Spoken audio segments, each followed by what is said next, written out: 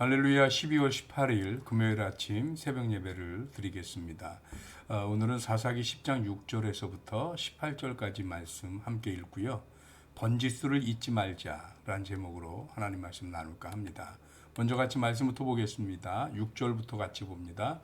이스라엘 자손이 다시 여호와의 목전에 악을 행하여 바알들과 아스타롯과 아람의 신들과 시돈의 신들과 모압의 신들과 암몬 자손의 신들과 블레셋 사람들의 신들을 섬기고 여호와를 버리고 그를 섬기지 아니하므로 여호와께서 이스라엘에게 진노하사 블레셋 사람들의 손과 암몬 자손의 손에 그들을 파심해 그 해에 그들이 요단강 저쪽 길르앗에 있는 아모리 족속의 땅에 있는 모든 이스라엘 자손을 쳤으며 18해 동안 억압하였더라. 암몬 자손이 또 요단을 건너서 유다와 베냐민과 에브라임 족속과 싸움으로 이스라엘의 곤고가 심하였더라. 이스라엘 자손이 여호와께 부르짖어 이르되 우리가 우리 하나님을 버리고 바알들을 섬김으로 주께 범죄하였나이다 하니 여호와께서 이스라엘 자손에게 이르시되 내게 애굽 사람과 아모리 사람과 암몬 자손과 블레셋 사람에게서 너희를 구원하지 아니하였느냐? 또 시돈 사람과 아말렉 사람과 마온 사람이 너희를 압제할 때에 너희가 내게 부르짖음으로 내가 너희를 그들의 손에서 구원하였거늘 너희가 나를 버리고 다른 신들을 섬기니 그러므로 내가 다시는 너희를 구원하지 아니하리라. 가서 너희가 택한 신들에게 부르짖어 너희의 환난 때에 그들이 너희를 구원하게 하라 하신지라. 이스라엘 자손이 여호와께 여쭈되 우리가 범죄하여 싸우니 주께서 보시기에 좋은 대로 우리에게 행하시려니와 오직 주께 구하옵나니 오늘 우리를 건져내옵소서 하고 자기 가운데에서 이방 신들을 제하여 버리고 여호와를 섬김에 여호와께서 이스라엘의 곤고로 말미암아 마음에 근심하시니라. 그때 암몬 자손이 모여서 길르앗에 진을 쳤으므로 이스라엘 자손도 모여서 미스바에 진을 치고 길르앗 백성과 방백들이 서로 이르되 누가 먼저 나가서 암몬 자손과 싸움을 시작하랴. 그가 길르앗 모든 주민의 머리가 되리라 하시니라. 아멘. 오늘 이 말씀으로 번지수를 잊지 마라 라는 제목으로 하나님 말씀 나누겠습니다.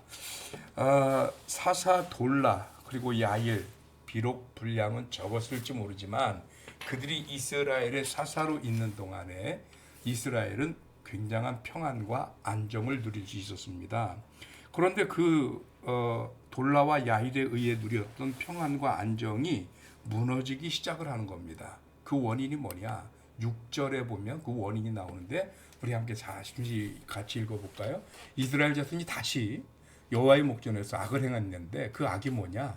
바알, 아스다롯, 또 아람의 신, 시돈의 신, 모압의 신, 암몬의 자손들의 신, 블레셋 사람들의 신을 섬기면서 오히려 여호와는 버리고 하나님을 더 이상 섬기지 아니했다는 것입니다. 이것이 이스라엘 사람들이 하나님 앞에서 행한 악이고 그것 때문에 7절에서는 여호와께서 이스라엘에게 진노하사 블레셋 사람들의 손에 그리고 암몬 자손의 손에 이스라엘을 팔았다 이렇게 나오는데 그 팔았다라는 표현보다 더 이상 그들의 손에서 이스라엘을 돌보지 않으셨다라는 표현이 더 맞을 것 같아요. 자, 그런 상황이 돼버리는 바람에 이스라엘이 상당한 고통을 당합니다. 어떤 고통이냐면 제일 먼저 거리가 가까운 길르앗 지역. 여러분 우리 어제 함께 말씀 나눴습니다만 길르앗 지역이 어디냐면 요단강 동편 거기에 자리 잡았던 루벤 지파, 갓 지파 그리고 므낫세의 절반 지파가 그곳에 자리 잡았다고 말씀을 드렸었죠. 그런데 그들이 먼저 고통을 당해요. 무려 18해 동안 고통을 당합니다. 그러다가 이 새가 점점 기울기 시작하더니 요단 동편에 있는 그 2개하고 반 지파만 고통을 당하는 게 아니라 이제 요단강을 건너와서 이스라엘 본 진영에 있는 유다 지파를 포함한 또 아래 남녘에 있는 여러 지파들, 에브라임 지파라든지 이런 부지파들이 또 고통을 당하기 시작을 합니다. 이제 조금만 더 하면 이스라엘 전역이 고통 속에 놓이는 그런 상황이 초래될 것 같아요. 그러다 보니까 이스라엘이 그제서야 돌이켜서 하나님 앞에 매달립니다. 그래서 오늘 성경 보니까 10절에 이렇게 이스라엘이 하나님 앞에 고백을 해요. 이스라엘 자손이 여호와께 부르짖어 이르되 우리가 하나님을 버리고 바알들을 섬김으로 주께 범죄했습니다. 뒤늦게 깨달은 거예요. 그래서 이게 회개하니까 하나님이 11절에서 그런 이스라엘에게 좀 차가운 대답을 하십니다. 뭐냐면 이스라엘 자손에게 애굽 사람과 아모리 사람과 암몬 자손과 블레셋 사람에서 내가 너희를 구하지 않았느냐? 너희 기억하지? 그리고 또 시돈, 아말렉, 마온 이런 모든 사람들이 너희를 압제할 때도 네가 나한테 부르짖으니까 내가 너희를 그 손에서 구원했잖아. 그런데도 너희가 나를 버리고 다른 신을 섬기지 않았느냐? 그렇기 때문에 내가 다시는 너희를 구원하지 않겠다. 왜? 하나님과 이스라엘의 관계는 더 이상 유지되지 않습니다. 하나님은 더 이상 이스라엘에게 이스라엘이 기대하고 섬기는 신이거나 여호와이시거나 하나님이 아니십니다. 왜? 이스라엘은 이제 누구를 섬겨요? 우상을 섬기기 때문입니다. 이방 사람들의 신을 섬기기 때문입니다. 그래서 하나님이 14절에 결정적인 말씀을 하시죠. 가서 너희가 택한 신들에게 부르짖어 너희의 환난 때에 그들이 너희를 구원하게 하라 라고 말씀을 하시는 겁니다. 왜 나한테 왔어? 너희 번지수 잘못 찾았어. 너희들이 택한 신들은 그 블레셋 사람들의 신, 바알 신, 아세라 신, 그 아모리 사람과 암몬 자손들의 신을 너희가 선택하지 않았느냐? 그렇다면 거기 가서 너희를 구원해 달라 그래야지. 나 버릴 때는 언제고 이제 와서 나한테 구원해 달라 그래? 다른 말로 하면 이런 표현 아닐까요? 잔치는 파티는 그 이방 신들이랑 하고 굳은 일은 나보고 하라고, 청소는 나보고 하라고, 더러운 건 나보고 치우라고, 뭐 이런 표현이 될 수 있지 않을까? 인간적으로 생각을 해봐도 이스라엘 백성들이 하나님 앞에 대단히 잘못했습니다.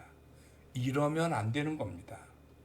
하나님과 함께하는 그 순간에 좋을 때든 나쁠 때든 평안할 때든 위기일 때든 늘 하나님 앞에 있었어야죠. 그래야 이렇게 위기를 당했을 때 하나님 우리가 힘들어요, 외로워요, 그리고 우리가 고통스러워요, 우리가 위기입니다, 도와주세요. 그렇게 하나님을 부를 때 하나님이 그래 내가 너희의 하나님이고 너희가 나를 부르짖으니 내가 너희에게 응답하리라 이렇게 하고 나오는 건데 지금 이스라엘은 우상의 신들에게로 갔단 말입니다. 그러니 하나님은 왜 나를 찾아 인제서 원래 너희들이 찾던 그 신들에게로 가라고 얘기를 하는 거죠. 이 하나님의 논리가 전혀 틀리지 않습니다. 그런데 15절에 이스라엘 자손이 여호와께 여쭈되 즉 다시 한번 말씀하되 우리가 범죄했습니다. 하나님 우리가 잘못했습니다. 100번 잘못했습니다. 그러니 주께서 보시기에 좋을 대로 하십시오. 하나님 마음대로 처분해 주십시오. 그런데 오직 주께 구하옵는 것은 오늘 지금만큼은 우리를 건져내 주십시오 하고 매달리는 것입니다. 그러면서 그것으로 말하는 것으로 끝나는 게 아니라 자기들 가운데 있는 이방 신들을 다 제해서 버리고 오직 하나님만을 섬기고 하나님 앞에 다시 돌아와서 하나님께 매달리고 하나님 앞에서의 경배를 다시 시작하는 겁니다. 그랬더니 이 이스라엘의 곤고로 말미암아 이 곤고라는 것은 뭐냐면 돌이켜서 피곤하고 어려운 중에도 하나님 앞에 끝없이 다시 회개하고 매달리고 또 하나님 앞에 제단을 쌓고 하나님을 섬기는 것을 보면서 하나님도 마음에 근심하시니라. 여기에 근심이라는 표현을 썼지만 하나님이 고민하는 하나님은 아니실 테고요. 하나님도 상당히 마음이 아프고 하나님도 상당히 안타까우시지 않았을까 하는 생각인 거죠. 예, 이스라엘이 번지수를 잘못 찾았습니다. 그들은 사나 죽으나 좋으나 나쁘나 행복하나 슬프나 그들은 늘 한결같이 하나님 앞에 서 있어야 했습니다. 그런데 희한하게 그들은 번번이 이 사사기 속에서 계속해서 반복되는 것이 조금만 먹고 살만지고 조금만 등 따뜻하면 하나님을 잃어버려요. 그리고 꼭 어려워지면 하나님 찾아요. 왜 좋을 때는 하나님하고 같이 못하나? 어렵고 힘들 때만 하나님의 능력이 필요해서 그때만 하나님? 아닙니다. 좋을 때든 나쁠 때든 평안할 때든 힘들 때든 한결같이 하나님 앞에 서 있는 저와 여러분들이 되어줘야 할 줄로 믿습니다. 참 그런데 이런 이스라엘을 보고 하나님은 또 마음에 근심하고 또 안타깝고 마음이 아프셔서 다시 이스라엘의 기도와 이스라엘의 부르짖음을 들으시는 하나님의 모습을 보면서 야, 하나님 앞에 정말 잘하자. 이렇게 정말 한결같이 늘 우리들이 그저 하나님의 이름을 부르기만 하면 배신자도 이런 배신자가 없고요. 한두 번도 아니고 번번이 죄짓고 번번이 배신하는 자들인데 그런 우리들의 회개와 돌이킴에 또 번민하시고 또 아파하시고 또 안타까워하시고 또 용서하시는 하나님의 모습이잖아요. 이 하나님 모습에 감사하면서 그 사랑의 하나님 앞에 온전히 서서 다시는 우리들의 번짓수를 잊지 않는 저와 여러분들이 되시기를 주님의 이름으로 축원합니다. 기도하겠습니다. 하나님, 좋을 때 행복할 때는 그 행복한 재미에 취해서 그런지 하나님이 생각이 나지 않습니다. 하나님 앞에 감사할 줄도 모르고 하나님 앞에 영광 돌릴 줄도 모르며 하나님 앞에 은혜를 찬양할 줄도 모르는 우리들의 모습이 아니었나 모르겠습니다. 오늘 이스라엘이 그렇게 제멋대로 지내다가 고통과 고난 앞에서 겨우 돌이켜 하나님의 이름을 부름에도 불구하고 하나님 그런 이스라엘을 책망하시면서도 끝내는 이스라엘 때문에 근심하고 마음 아파하시고 안타까워하시며 그들의 회개와 기도 소리를 들으시는 모습을 봅니다. 우리가 어렵고 힘들 때 당연히 하나님의 이름을 부르겠지만 그러나 어려울 때든 힘들 때이든 좋을 때든 행복할 때이든 늘 하나님 앞에 한결같이 서 있을 수 있는 우리가 되어지도록 하나님 성령께서 우리를 도우시옵소서. 크신 은혜로 함께 하실 줄 믿사옵고 우리 주님 예수 그리스도 이름으로 기도하옵나이다. 아멘. 아멘. 감사합니다. 오늘도 믿음으로 승리하는 하루 되시길 바라고요. 코로나가 자꾸 우리 주변에서 지금 자꾸 벌어지네요. 여러분이 위해서 기도하시고 각별히 주의해 주시기를 부탁을 드리겠습니다. 감사합니다. 승리하십시오.